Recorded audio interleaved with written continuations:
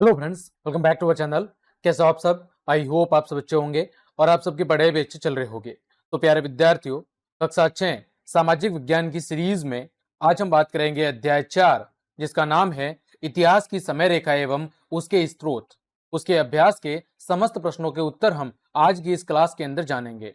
हमने आपके नवीनतम पाठ्यक्रम 2025-26 के अनुसार आपके अध्याय 1 से लेकर 3 तक सभी के पाठ के भीतर दिए गए और अभ्यास के समस्त प्रश्नों के उत्तर बहुत अच्छे से सॉल्व करवा दिए हैं। साथ ही साथ आपकी विज्ञान, हिंदी और अंग्रेजी विषय की क्लासेस भी चल रही है। वो सब क्लासेस आप चैनल की प्लेलिस्ट पर जाकर आराम से देख सकते हैं। तो चलिए क्लास शुरू करते हैं। सबसे पहले बात करते हैं पाठ के भीतर दिए गए प्रश्नों की। तो देखें, सबसे पहला प्रश्न दिया गया है कि हम ऐतिहासिक काल की गणना किस प्रकार करते हैं। सबसे पहला प्रश्न क्या है कि हम ऐतिहासिक काल की जो गणना है वो किस प्रकार करते हैं। तो इसका उत्तर देखें, ऐतिहासिक काल की गणना के लिए विभिन्न कैलेंडर प्रणालियों का उपयोग किया जाता है। ऐतिहासिक काल की गणना करने के लिए अलग अलग प्रकार के जो कैलेंडर हैं उन कैलेंडर प्रणालियों का उपयोग किया जाता है। जैसे पहला है वो है ग्रेगोरियन कैलेंडर। कौन सा कैलेंडर है? Gregorian calendar. तो वर्तमान में विश्व भर में प्रचलित एक कैलेंडर जिसमें ईसा मसीह के जन्म वर्ष को आधार माना जाता है। इस कैलेंडर के अंदर ईसा मसीह का जो जन्म वर्ष है उसको आधार मानकर वहां से समय की गणना की जाती है। दूसरा है सीई कॉमन एरा और बीसीई बिफोर कॉमन एरा, यानी कि सामान्य संवत और सामान्य संवत पूर्व। ठीक है, इसको हिंदी में क्या कहेंगे? सीई को हिंदी में कहेंगे सीई, इसको हिंदी में कहेंगे सामान्य संवत। क्या कहेंगे? सामान्य संवत। और बीसीई, बीसीई इसको कहेंगे सामान्य संवत पूर्व।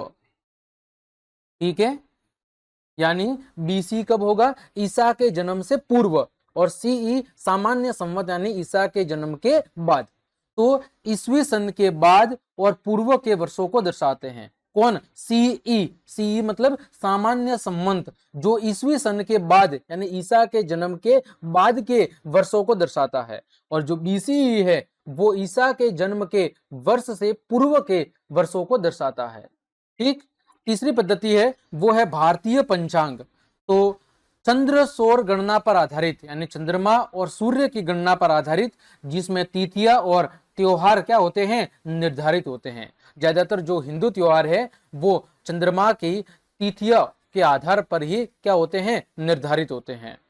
इसी तरह शताब्दी यानी 100 वर्षों का समय और सहस्त्राब्दी यानी 1000 वर्ष जैसे बड़े कालखंडों का भी उपयोग किया जाता है। यानी ऐतिहासिक काल की गणना करने के लिए हम अलग अलग तरीकों का उपयोग करते हैं, जिसमें हमने जाना ग्रेगोरियन कैलेंडर जो ईसा मसीह के जन्म के वर्ष पर आधारित है। फिर हमने देखा सीई और बीसीई। तो ईसा के जन्म से पहले का जो समय है वो बीसीई में मानते हैं, और ईसा के जन्म के जो बाद का समय है उसको हम सीई यानी सामान्य संवत के अंदर मानते हैं। इसी तरह हम भारतीय पंचांग का भी उपयोग करते हैं, जिसमें चंद्रमा और सूर्य की गणनाओं पर आधारित तिथियां और त्योहारों को हम क्या करते हैं? निर्धारण करते हैं। इसके अलावा हम शताब्दी वर्ष और सहस्त्राब्दी वर्ष का उपयोग भी ऐतिहासिक काल की गणना करने के लिए किया करते हैं। ठीक, आगे बढ़े। दूसरा, इतिहास को समझने के लिए विभिन्न स्रोत हमारी किस प्रकार सहायता कर सकते हैं। प्रश्न क्या कह रहा है कि इतिहास को समझने के लिए जो अलग अलग स्रोत हैं वो हमारी किस प्रकार सहायता कर सकते हैं। तो देखो, इतिहास के जो स्रोत हैं उसको जनरली 3 कैटेगरी के अंदर बांटा सकता है।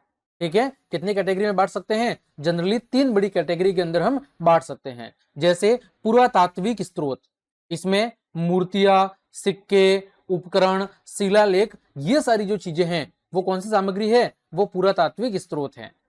फिर दूसरी जो सामग्री है वो है साहित्यिक स्रोत, जिसमें वेद, महाकाव्य, यात्रा वृत्तांत, विदेशी विवरण, ये सारी चीजें आपके साहित्यिक स्रोत के अंतर्गत आती है। और तीसरा जो स्रोत है वो है मौखिक स्रोत, जिसमें लोकगीत, लोक कथाएं, हमारी परंपराएं, रीति रिवाज, ये सब क्या है? ये मौखिक स्रोत है। तो ये जो इतिहास को समझने के स्रोत है वो हमें इतिहास की घटनाओं, इतिहास की संस्कृति और जीवन शैली के बारे में क्या करते हैं? जानकारी प्रदान करते हैं। यानी इतिहास के जितने भी स्रोत हैं वो सारे के सारे स्रोत इतिहास की विभिन्न घटनाओं, इतिहास की संस्कृति और पुरानी जीवन शैली के बारे में क्या करते हैं, हमें जानकारी प्रदान कराते हैं। इस तरह इन स्रोतों के माध्यम से हम हमारे इतिहास की पुरानी घटनाओं, पुरानी संस्कृति, पुराने रीति रिवाज, पुरानी जीवन शैली, इन सभी चीजों के बारे में हम आसानी से जानकारी प्राप्त कर सकते हैं। अगला प्रश्न है कि जो आदि मानव है वो किस प्रकार रहते थे। प्रश्न क्या है, आदि मानव किस प्रकार रहते थे। तो देखो, आदि मानव शिकारी संग्राहक थे, यानी वो शिकार करते थे, भोजन को इकट्ठा करते थे शिकार करके, और फिर उसका क्या करते थे, भोजन के रूप में सेवन करते थे। यानी वो कुल मिला के किस पर निर्भर थे, वो कुल मिला के प्रकृति पर निर्भर थे। वे छोटे समूहों में गुफाओं या जलाशयों में रहते थे। वो किस में रहते थे, वो गुफाओं के अंदर या चट्टानों से बने हुए जो आश्रय थे उसके अंदर वो रहा करते थे। अग्नि का उपयोग पत्थर के उपकरण बनाना, चैल चित्रों के माध्यम से अभिव्यक्ति करना उनकी प्रमुख विशेषताएं थी। यानी वो अग्नि का उपयोग करते थे भोजन पकाने के लिए, पत्थर से बने उपकरणों का उपयोग शिकार करने के लिए करते थे, और वो चट्टानों पर अलग अलग तरह की चैल चित्र बनाते थे, आकृतियां बनाते थे, जिसके माध्यम से वो अपनी उस समय की जीवन शैली, उनके जो भी परंपराएं रीति रिवाज थी उनको वो क्या करते थे, व्यक्त करते थे। हिम युग के बाद कृषि और पशुपालन की शुरुआत हुई, जिससे स्थायी निवास क्या हुआ, संभव हुआ। और हिम युग के बाद में धीरे धीरे आदिमानव ने कृषि और पशुपालन की शुरुआत हुई, और जिससे आगे चलकर उनका जो स्थायी निवास है वो क्या हुआ, संभव हुआ। तो ये सारी चीजें हैं आदि मानव के बारे में, वो किस प्रकार रहते थे और किस प्रकार अपना जीवन यापन किया करते थे। आगे हैं, आइए विचार करें पेज संख्या 60 पर दिए गए प्रश्न। पहला प्रश्न है, आपके अपने अतीत की सबसे पुरानी स्मृति कौन सी है। आपकी आपने अतीत का मतलब जो पुराना समय है उसकी जो पुरानी स्मृति है, स्मृति का मतलब जो याद है, वो कौन सी है। और क्या आपको याद है कि उस समय आपकी आयु क्या थी, जिस समय की आपको वो याद या स्मृति आपके मन मस्तिष्क के अंदर छाई हुई है, उस समय आपकी आयु कितनी थी। संभवतः 5 या 6 वर्ष पूर्व तक की यह सभी स्मृतियां आपके अतीत का हिस्सा है। क्या कह रहा है कि आज से वर्तमान से जो 5 या 6 वर्ष पूर्व की जो भी घटनाएं हैं, जो भी स्मृतियां हैं, आपकी जो यादें हैं, वो आपके अतीत का एक हिस्सा है।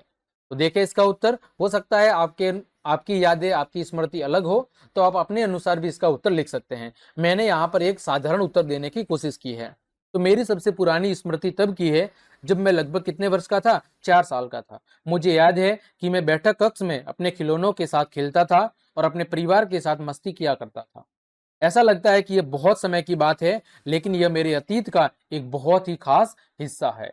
तो इस तरह आप अपनी जो भी यादें हैं वो आप यहाँ पर लिख सकते हैं। दूसरा है, क्या आपको लगता है कि अतीत को समझने से हमें वर्तमान विश्व को समझने में कैसे सहायता मिलेगी।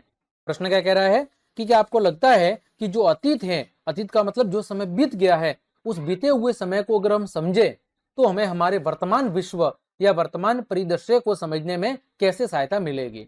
तो बिल्कुल सही बात है कि E.H. कार के अनुसार, एक जो दार्शनिक या वैज्ञानिक हुए E.H. कार, उनके अनुसार इतिहास है वो अतीत एवं वर्तमान के मध्य एक अनवरत संवाद है। अनवरत का मतलब है लगातार होने वाला संवाद है। यह संवाद है आज के समाज और कल बीते हुए समाज के मध्य। हम अतीत के आलोक में ही वर्तमान समाज को पूर्णतः समझ सकते हैं, और अतीत को समझने से हमें यह पता चलता है कि वर्तमान की संरचनाएं, समाज और संस्कृतियां कैसे विकसित हुई है। यानी ये बात बिल्कुल सही है कि यदि हम हमारे अतीत को समझेंगे तो हमें हमारे आज के वर्तमान को समझने में बहुत ज्यादा मदद मिलेगी, क्योंकि अतीत से ही हम इस चीजें जान पाएंगे कि उस समय की संरचनाएं क्या थी, उस समय का समाज क्या था, उस समय की संस्कृतियां क्या थी, रीति रिवाज क्या थे, जीवन जीने के तौर तरीके क्या थे।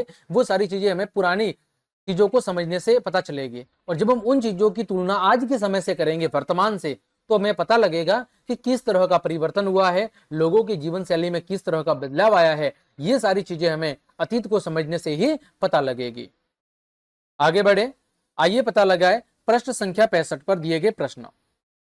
प्रश्न संख्या 1 है, 1900 सामान्य संवत से लेकर आज तक की एक समय रेखा बनाइए और इस पर अपने दादा दादी, नाना नानी, माता पिता, भाई बहन एवं अपनी जन्म तिथियों को अंकित कीजिए।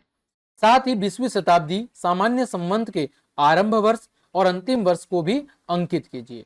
प्रश्न क्या कह रहा है कि 1900 जो सामान्य संवत है, वहां से लेकर आज तक की आपको एक समय रेखा बनानी है, इस पर अपने दादा दादी, अपनी नाना नानी, अपने माता पिता, भाई बहन और अपनी बर्थ डेट को अंकित करना है। साथ ही साथ 20वीं शताब्दी का स्टार्टिंग वर्ष कौन सा है और एंडिंग वर्ष कौन सा होगा उसको भी आपको संख्या रेखा पर बताना है। तो देखें यहाँ पर हमने एक सामान्य समय रेखा बनाई है, जिसमें देखो हमने कहां से शुरू कर रहे हैं, 1900 से शुरू कर रहे हैं और आज कौन सा सन चल रहा है, तो आज चल रहा है 2025। ठीक है, 1940 के अंदर मेरे दादाजी का जन्म हुआ, 1942 में दादी माँ का, पिताजी का 1970, माता का 1974, भाई का 1999, बहन की 2004 और जो वर्तमान सन है वो कौन सा है, वो है आपका 2025। प्रश्न संख्या 66, आपने अपने परिवार के अतीत के संबंध में जानकारियां कैसे प्राप्त की? इन जानकारियों को प्राप्त करने के लिए क्या आपने छायाचित्रों, डायरियों, पहचान पत्रों आदि का उपयोग किया या आप केवल अपने माता पिता और संबंधियों की स्मृतियों यानी यादों पर निर्भर थे? तो आपके सामने एक सारणी बनी हुई है, आपको क्या करना है, यहाँ पर दादा दादी का नाम, फिर नाना नानी, परदादा परदादी और पर नाना पर नानी, इन सभी के क्या करने हैं, नाम लिखने हैं, उनका व्यवसाय लिखना है, जन्म स्थान और सूचना के स्रोत लिखने हैं। तो देखो ये प्रश्न आप स्वयं करेंगे। सबसे पहले यहाँ पर दादा का नाम लिखेंगे, यहाँ पर दादा का नाम, इधर दादी का नाम, यहाँ पर नाना का नाम, इधर नानी का नाम, इधर परदादा का नाम, परदादा मतलब आपके दादा के दादाजी, परदादी का नाम, पर नाना यानी आपकी मम्मी के पिताजी और आपकी मम्मी के जो आपकी मम्मी के जो पिताजी है उनके पिताजी और आपकी मम्मी की जो आपकी मम्मी की क्या होगी, मम्मी होगी उसकी मम्मी, तो पर नानी, तो उनके सभी के नाम लिखने हैं। फिर उनका व्यवसाय, वो काम क्या करते थे, उनका व्यवसाय आप यहाँ पर सब लिख देंगे। फिर उनके जन्म स्थान के बारे में आप लिख देंगे जो भी है, और यहाँ पर मैं बता रहा हूँ सूचना के स्रोत।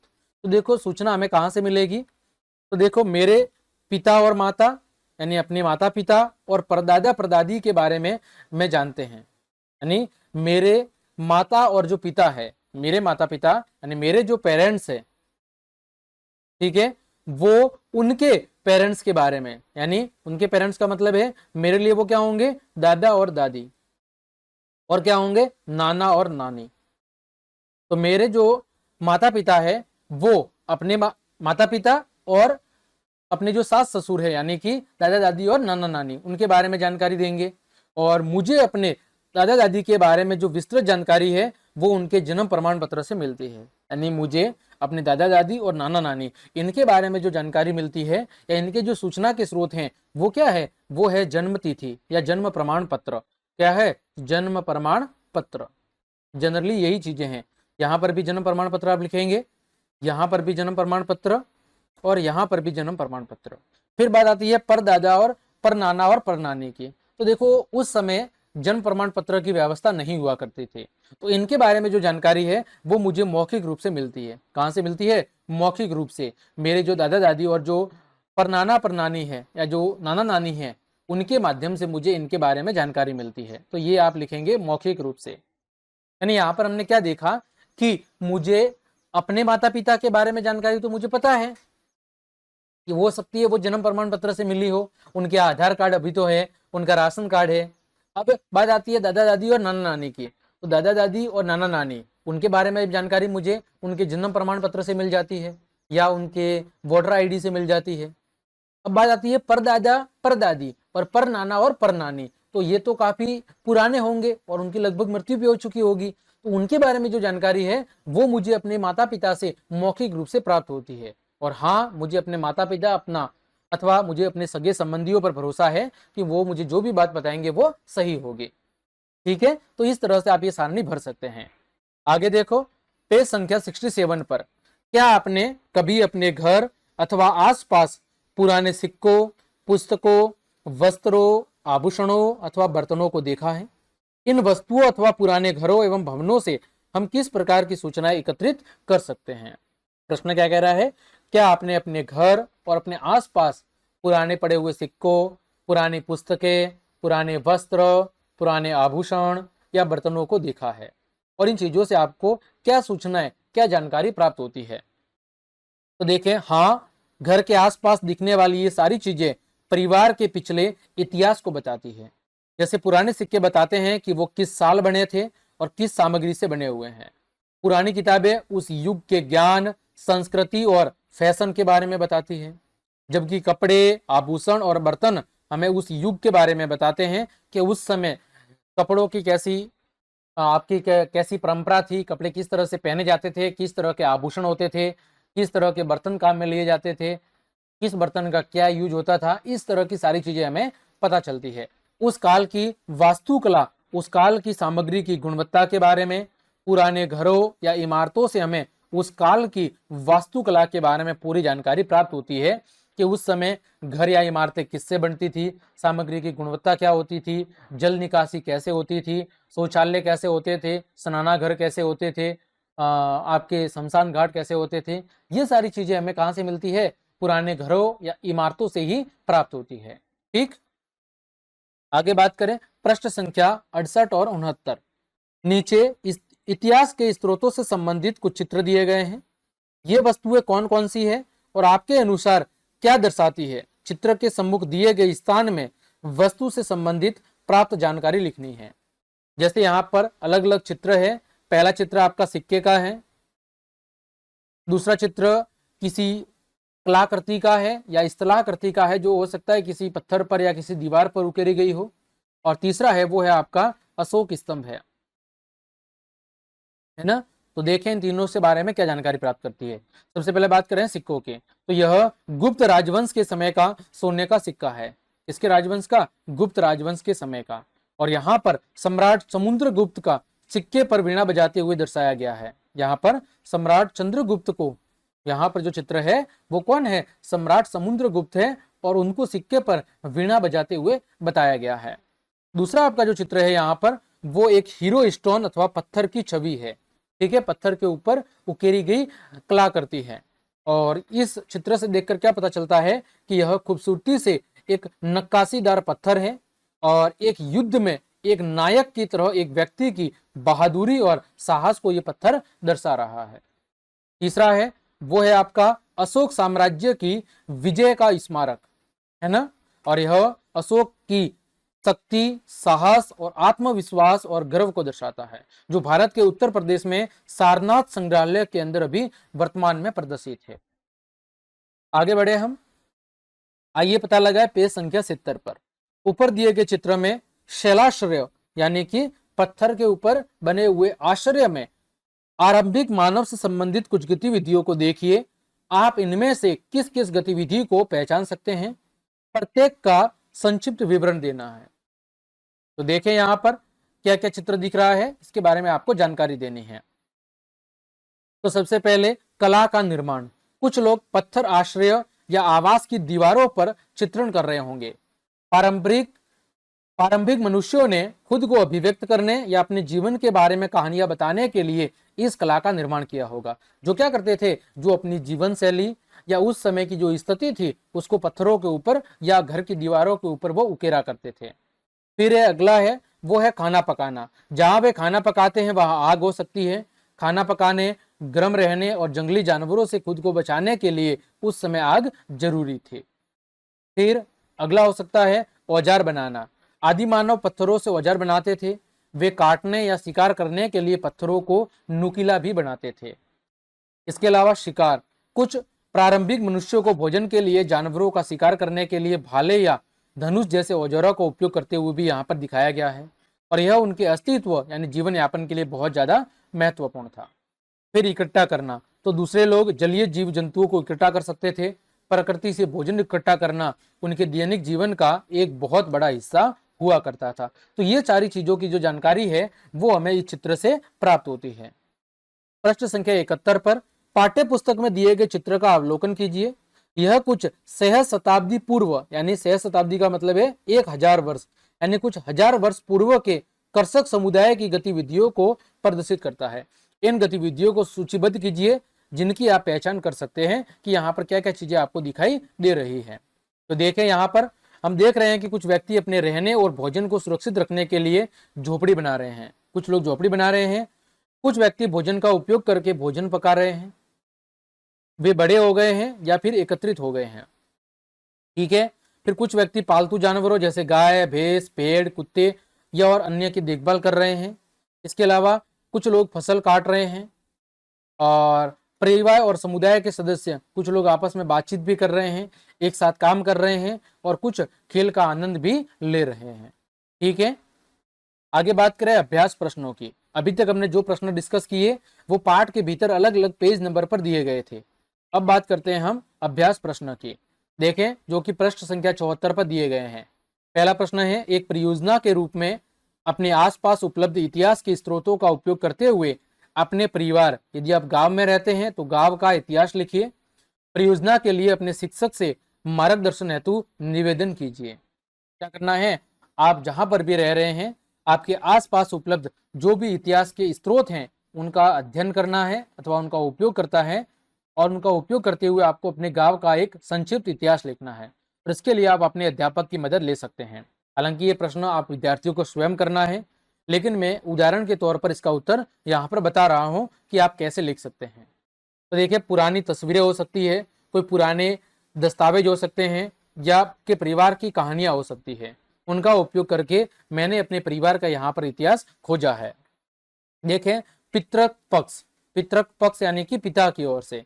जैसे पिता की ओर से कौन होंगे, दादा दादी। जैसे दादा का नाम क्या था, राम सिंह, गांव ककुड़ा के किसान थे। दादी का नाम शांति देवी था, गांव सिंगोरी की गृहिणी थी। फिर बात करें परदादा परदादी, यानी मेरे दादा दादी के माता पिता। तो परदादा का नाम हरि सिंह था, वे गांव तालपुर के बढ़ई थे, और गंगा देवी गांव फुलेरा की गृहिणी थी। फिर मातृक पक्ष की ओर से यानी माँ की ओर से नाना नानी, तो नाना का नाम था मोहनलाल, गांव रतोड़ी के शिक्षक, और कमला देवी गांव विद्यासराय की गृहिणी।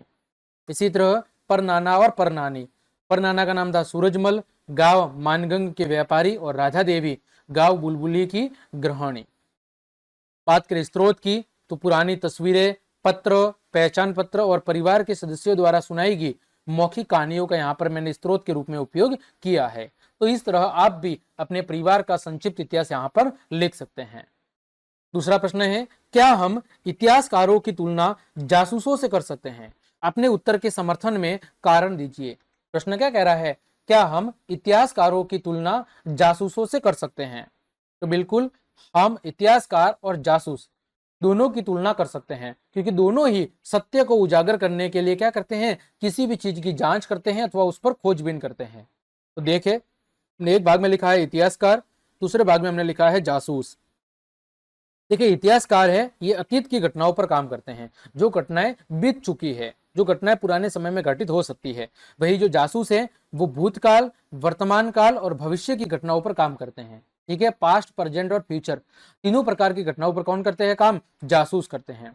इतिहासकारों द्वारा प्रयुक्त सुरागों को स्रोत कहा जाता है। इतिहासकारों के द्वारा जो सुराग काम में लिए जाते हैं या जो इंफॉर्मेशन काम में ली जाती है उसे स्रोत कहते हैं।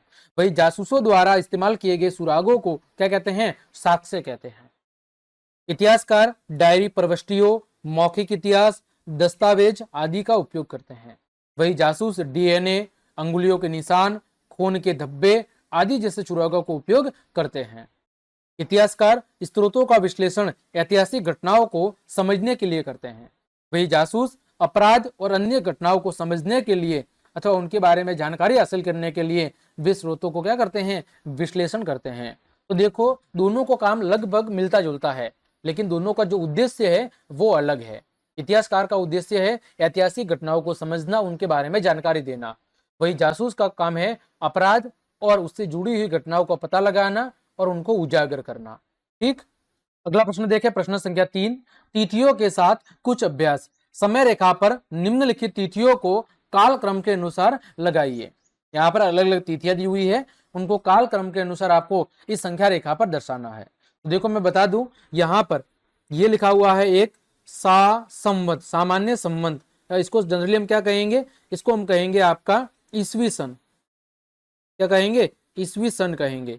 और एक लिखा हुआ है स पूर्व, यानी कि ईसा पूर्व। ठीक है, ईसा पूर्व सन या ईसा पूर्व सन। ठीक है, तो ये आपको देखो याद रखना है। तो सबसे पहले यहाँ पर क्या आएगा, 1900 ईसा पूर्व, ये एक नंबर पे आ जाएगा 1900 ईसा पूर्व। दो नंबर पे कितना आएगा, 323 ईसा पूर्व। 323 ईसा पूर्व। 3 नंबर पे आएगा 100 ईसा पूर्व, 100 ईसा पूर्व। 4 नंबर पे आएगा 100 ईस्वी सन, 100 ईस्वी सन। 5 नंबर पे आएगा 323 ईस्वी, ठीक है, 323 ईस्वी। 6 नंबर पे आएगा 1090 ईस्वी और 7 नंबर पे आएगा 2024 ईस्वी। ठीक, तो इस तरह आप यहां पर क्या कर सकते हैं, इस तरह आप यहां पर इन सभी कालक्रमों को इस संख्या रेखा पर दर्शा सकते हैं। यानी कि जो ईसा पूर्व है वो जनरली यहां पर अगर हम 100 या यहां पर कितना माने, यहां पर अगर हम 100 मानेंगे, यहां पर समझ लीजिए हम 0 मान लेते हैं, तो 0 से इधर का होगा वो होगा ईसा पूर्व और इधर का जो होगा वो होगा सामान्य ईस्वी सन। आगे दूसरा देखो कि यदि सम्राट चंद्रगुप्त का जन्म 320 ईसा पूर्व में हुआ होता तो बताइए उनका संबंध किस शताब्दी से था, उनका जन्म बुद्ध के जन्म से कितने वर्ष पश्चात हुआ। प्रश्न क्या कह रहा है कि यदि सम्राट चंद्रगुप्त का जन्म 320 बीईसी ईसा पूर्व हुआ होता तो बताइए कि उनका संबंध किस शताब्दी से था और उनका जन्म बुद्ध के जन्म से कितने वर्ष बाद हुआ। तो देखो सम्राट चंद्रगुप्त का जन्म 320 ईसा पूर्व में हुआ, इसका मतलब है कि लगभग चौथी शताब्दी 300 से 400 ईस्वी के मध्य इनका जन्म हुआ था। ठीक है, कब हुआ था, चौथी शताब्दी के अंदर। फिर बात करें बुद्ध के जन्म की, तो बुद्ध का जन्म है वो 560 ईसा पूर्व में हुआ था। कब हुआ था, 560 ईसा पूर्व में। इसका मतलब 320 ईस्वी और 560 ईसा पूर्व के बीच का जो समय है वो कितना है, लगभग 879 वर्ष है। ठीक है, कितना है, 879 वर्ष है। यानी चंद्रगुप्त का जो जन्म है वो बुद्ध के जन्म के लगभग 879 वर्ष के बाद में हुआ था। अगला है झांसी की रानी का जन्म 1828 सामान्य ईस्वी सन के अंदर हुआ था। यह सामान्य संमत में हुआ, उनका संबंध किस शताब्दी से है, उनका जन्म भारत की स्वतंत्रता से कितने वर्ष पूर्व हुआ। तो देखो झांसी की रानी का जन्म 1828 ईसा पूर्व में हुआ। ठीक है, इसका अर्थ है कि 19वीं सदी 1800 दशक की बात थी और भारत को 1947 के अंदर क्या हुई है, आजादी प्राप्त हुई है। झांसी की रानी का जो जन्म है वो कब हुआ है, वो 1800 ईस्वी के अंदर हुआ है। ये पू नहीं है यहाँ पर, ठीक है, कब हुआ है, 1800 ईस्वी के अंदर। इसका मतलब 19वीं सदी के अंदर इनका जन्म हुआ है और भारत को आजादी कब मिली है, 1947 में। तो 1828 और 1947 के बीच जो वर्षों की संख्या है वो कितनी है, 119 वर्ष है। ठीक है, यानी झांसी की रानी का जो जन्म है वो भारत की आजादी से पहले लगभग 119 वर्ष पहले हुआ था। आगे देखो 12,000 वर्ष पूर्व को तिथि के रूप में बदलना है। तो देखो यदि हम वर्तमान वर्ष कितना माने, 2025 माने, तो 12,000 वर्ष पूर्व ये कितना होगा, 9,976 वर्ष होगा। कैसे गणना करेंगे, 12,000 में से हम यहाँ पर किसको घटाएंगे, 12,000 में से यहाँ पर हम 2025 को घटा देंगे और एक को जोड़ देंगे, तो ये कितना हो जाएगा, 9,976 वर्ष हो जाएगा। क्या करेंगे हम 12,000 में से 2025 को घटाएंगे और एक को जोड़ देंगे, तो ये आएगा 9,976 ईसा पूर्व। कितना आएगा, 9,976 ईसा पूर्व आएगा। ठीक, आगे बढ़े, प्रश्न संख्या 4। किसी निकटतम संग्रहालय के भ्रमण की योजना बनाएं। संग्रहालय की प्रदर्शनियों के विषय में पहले से कुछ जानकारी जुटा लीजिए। इस भ्रमण के दौरान टिप्पणियां तैयार कीजिए। भ्रमण के पश्चात एक संक्षिप्त रिपोर्ट लिखिए और उसमें भ्रमण से जुड़ी हुई स्मृतियों एवं रोचक बातों या घटनाओं को रेखांकित कीजिए।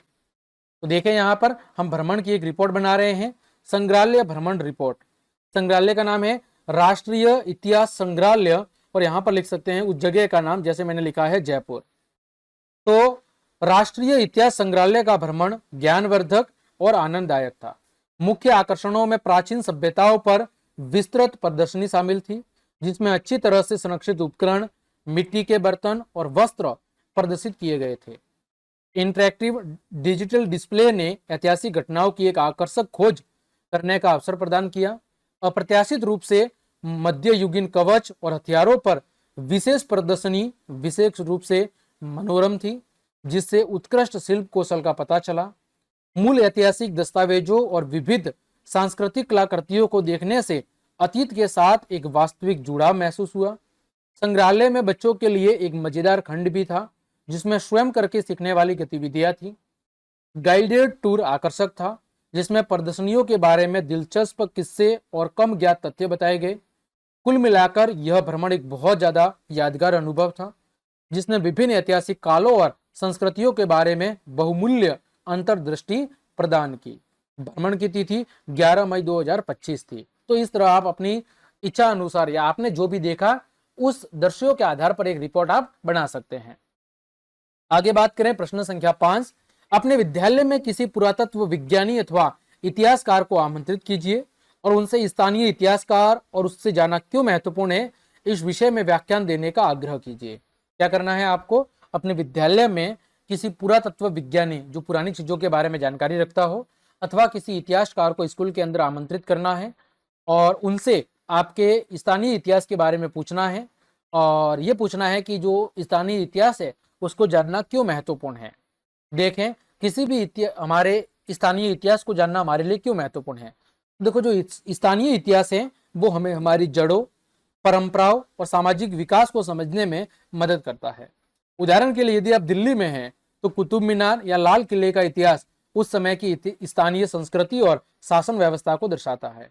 यह हमें अपनी पहचान और सामुदायिक गौरव को समझने में क्या करते हैं? सहायता करते हैं। अतः हमें स्थानीय इतिहास को जानना बहुत ज्यादा हमारे लिए जरूरी है ताकि हमें पुराने अतीत के बारे में, उस समय की परंपराएं, उस समाज के रीति रिवाज, उस समय की संस्कृति, खान पान, रहन, उन सभी चीजों के बारे में हमें समझने में आसानी हो, उन सभी चीजों के बारे में हमें जानकारी मिले और हम ये जान सके कि हमारा विकास कैसे हुआ है, हमारी पुरानी संस्कृति कैसे थी, हम अभी कहाँ पर है, हमें क्या फायदा हुआ है, क्या नुकसान हुआ है, हम कौन सी चीजें हमारे लिए सही है, कौन सी चीजें गलत है। इन सभी चीजों को जो समझने में जानकारी मिलती है या जो हमारे लिए जो ये उपयोगी जानकारी प्राप्त होगी वो हमें हमारी स्थानीय इतिहास से ही क्या होगी? हमारे स्थानीय इतिहास से ही हमें प्राप्त होगी। तो प्यारे विद्यार्थियों, इस तरह आज की इस क्लास के अंदर हमने आपके अध्याय 4 के अभ्यास के समस्त प्रश्नों के उत्तर बहुत अच्छे से जान लिए हैं। उम्मीद करता हूं सभी प्रश्नों के उत्तर आपको अच्छे समझ में आए होंगे। तो क्लास देखने के लिए आप सभी का धन्यवाद। यदि आपको मेरी क्लास और ये मेहनत पसंद आई है तो फिर लाइक, कमेंट, शेयर और सब्सक्राइब जरूर करें। मिलते हैं अगली क्लास में, तब तक के लिए आप सबको जय हिंद, जय भारत।